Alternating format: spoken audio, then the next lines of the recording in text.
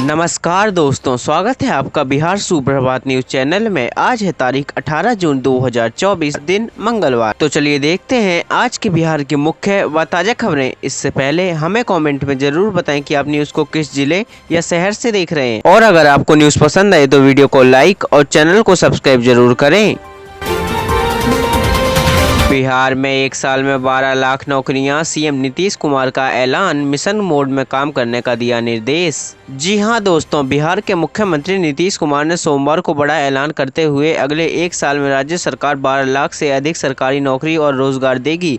इसके लिए उन्होंने उप मुख्यमंत्री, संबंधित विभागों के मंत्रियों, मुख्य सचिव और अन्य अधिकारियों के साथ बैठक कर अगले एक वर्ष में इन लक्ष्यों की प्राप्ति के लिए कार्य योजना बनाने और मिशन मोड में पूरा करने का निर्देश दिया है। मुख्यमंत्री कार्यालय के जनसंपर्क कोषांग द्वारा जारी प्रेस नोट में बताया गया है कि 7 निश्चय पार्ट 2 के तहत 10 लाख सरकारी नौकरी और 10 लाख रोजगार देने का निर्धारित किया गया था, जिसमें से अब तक 5,16,000 लोगों को सरकारी नौकरी मिल चुकी है। इसके अतिरिक्त 1,99,000 सरकारी नौकरी से संबंधित नियुक्ति के लिए प्रक्रिया पूर्ण कर ली गई है।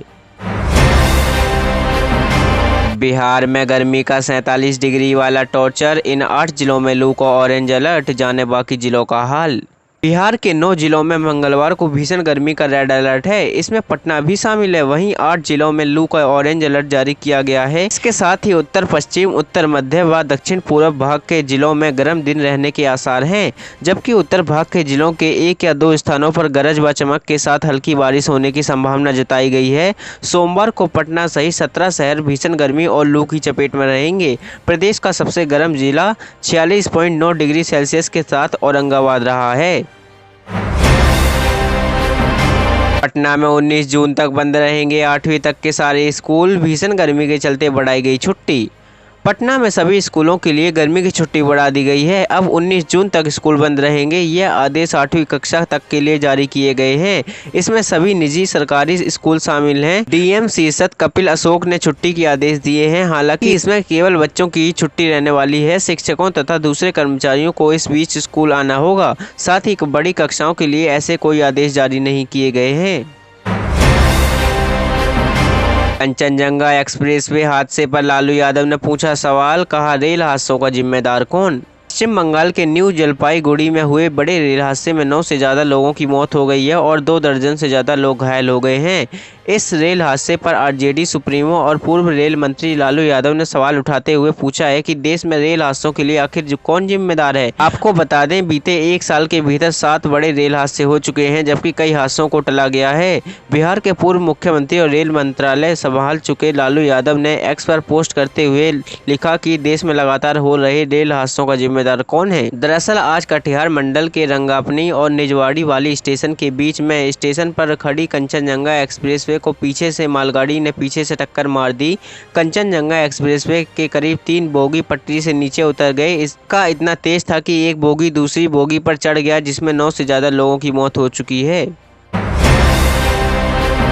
पूरी दुनिया की नौकरी पर दावा ठोक दें, तेजस्वी पर जेडीयू का हमला, अध्यक्ष बोले जनता ने झूठ खारिज कर दिया। फिर भी बिहार की राजनीति में सरकारी नौकरी बड़ा मुद्दा बन गया है। चाहे सत्ताधारी दल हो या विपक्ष, सभी अपने अपने दावे कर रहे हैं। बिहार के लाखों बेरोजगारों को उन्होंने ही सरकारी नौकरी दी। नीतीश कुमार कहते हैं सब काम सरकार ने किया, तो तेजस्वी यादव का दावा है कि 17 महीने के कार्यकाल में उन्होंने नौकरियां दिलाई। इसे लेकर जेडीयू ने तेजस्वी यादव पर बड़ा हमला किया है। जेडीयू के राष्ट्रीय प्रवक्ता राजीव रंजन ने कहा है कि विपक्ष के नेता तेजस्वी यादव झूठ बोलने को ही राजनीति मान चुके हैं। ऐसे में तेजस्वी यादव सिर्फ नीतीश कुमार की नौकरियों श्रेय लेने की बजाय पूरी दुनिया में बांटी जा रही नौकरियों पर अपना दावा क्यों नहीं ठोक देते।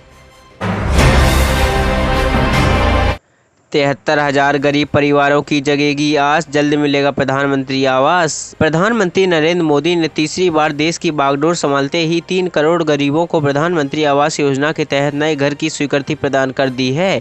इस फैसले से उत्तर प्रदेश के साथ सर्वाधिक बिहार के गरीब परिवारों को इसका लाभ मिलेगा। पीएम की स्वीकृति मिलने के बाद सीतामढ़ी जिले के भी 73,000 गरीब परिवारों की आस जग गई है।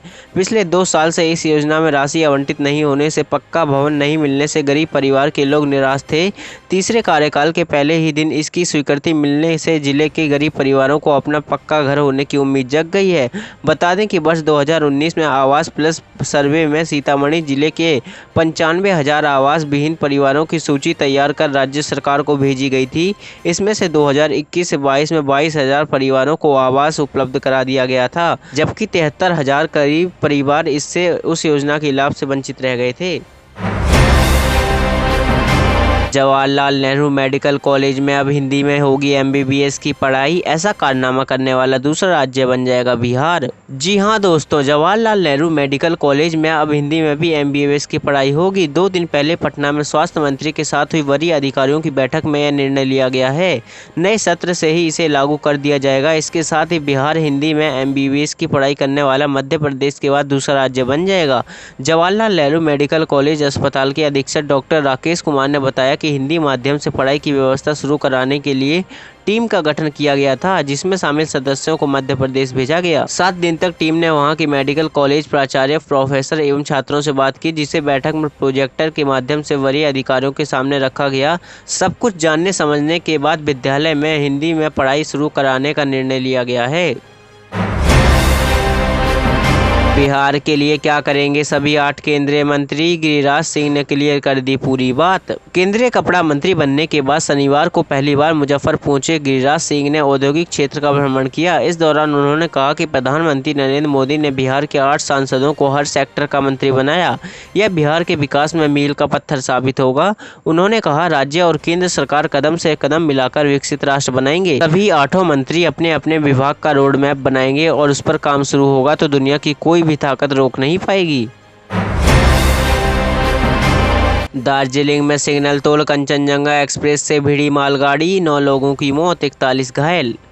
बंगाल में न्यू जलपाईगुड़ी स्टेशन के निकट सोमवार को एक मालगाड़ी ने सियालदह जाने वाली कंचनजंगा एक्सप्रेस को टक्कर मार दी, जिससे ट्रेन के 3 पिछले डब्बे पटरी से उतर। दुर्घटना कल सुबह करीब 9 बजे न्यू जलपाईगुड़ी और रंगपानी रेलवे स्टेशन के बीच हुई, जिसमें कम से कम 9 यात्री मारे गए और 41 अन्य घायल हो गए। इस दुर्घटना में मालगाड़ी के चालक और पैसेंजर ट्रेन के गार्ड समेत 3 रेल कर्मचारियों और 6 यात्रियों की मौत हो गई, जबकि 41 लोग घायल हुए। घायलों को सिलीगुड़ी के अस्पताल में दाखिल कराया गया है। इनमें 9 की हालत गंभीर है। हादसे की वजह से इस रेल मार्ग पर दर्जनों ट्रेनें रद्द कर दी गई हैं, जबकि 2 दर्जन ट्रेनों के रूट बदल दिए गए हैं।